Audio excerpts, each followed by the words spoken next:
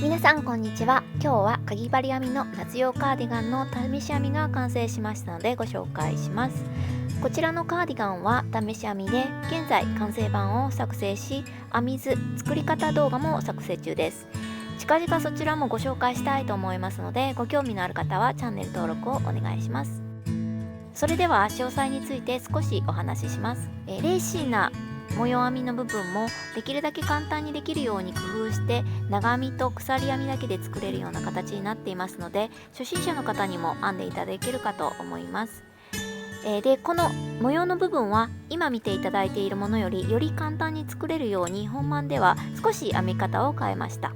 そしてこのボタンホールの部分、裾の部分、この首周りの部分はモスステッチという編み方で編んでいます。こちらの編み方も編み方動画の方で詳しく説明させていただきます。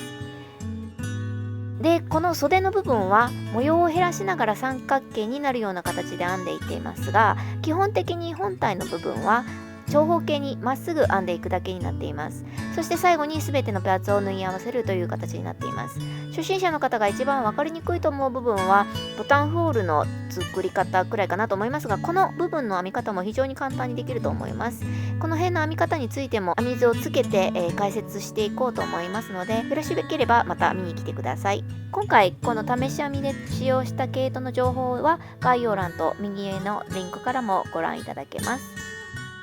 それでは最後までご視聴ありがとうございました。さようなら。